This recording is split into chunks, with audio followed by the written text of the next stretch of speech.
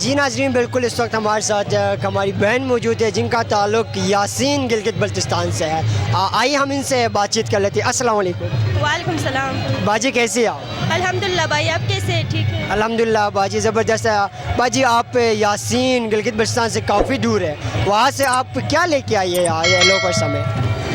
جی بھائی، ہم یاسین 3 سے آئے ہوئے. یہاں پہ یہ میری جو سسٹر ہے یہ اپنے ہاتھوں سے ہینڈی کرافٹ کی چیزیں بناتی ہے. یہ لکڑی کے جو برتن ہیں وہ اپنے ہاتھوں سے بناتی ہے. وہ چیزیں لے کے ہم یہاں پہ آئے ہوئے ہیں اور ہم نے یہاں پہ اسٹال لگایا ہوا ہے. اچھا باجی، آپ نے بتایا کہ یہ ہماری جو سسٹر ہے ان کو بولنے میں تھوڑا مسئلہ ہے، بول نہیں سکتی، تو یہ آپ نے بتایا کہ اس نے خود اپنے ہاتھوں سے بنایا، ایسا ہی ہے؟ جی جی بھائی بالکل. اچھا ماشاءاللہ زبردست. اچھا باجی، آپ ہمیں یہ بتائیں اس نے کہاں سے سیکھا اور کس طرح اس کو شوق آیا، کس طرح مطلب اس چیز میں یہ انرول ہو گئی؟ اس نے کچھ غزل میں کاڈو کے نام سے ایک پروجیکٹ آیا ہوا تھا، اس کے تھرو اس نے یہ کام سیکھا ہوا ہے اور یہ بہت شوق سے کام کرتی ہے. اس کا شوق پہلے سے ہی تھا. پھر وہ ماشاءاللہ باجی ماشاءاللہ زبردست کام کر رہی ہے. اچھا باجی، آپ ہمیں یہ بتائیں کتنی سالوں سے یہ کر رہی ہے؟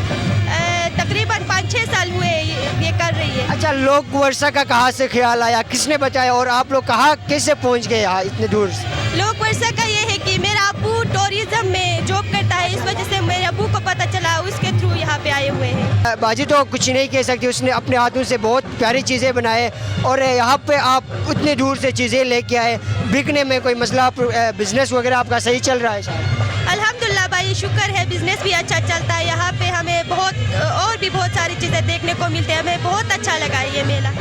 اچھا باجی، آپ is a Pakistani, is a Gilgit Baltistani, is a Yasini اور پاکستان کو لاسٹ میں کیا میسیج دینا چاہیں گے؟ اور پاکستان کو میرا یہ میسیج ہے کہ دوسرے لوگ بھی اپنے بچیوں کو اس طرح پروموٹ کریں. شکر ہے ہمیں اس طرح کے اپورچونیٹیز مل رہے ہیں، تو اپنے بچیوں کو آگے لے کر آئے، لوگوں کو اپنا کام دکھائے، اس طرح اپنا کلچر جو ہے لوگوں کی طرف پروموٹ کرے کلچر کو.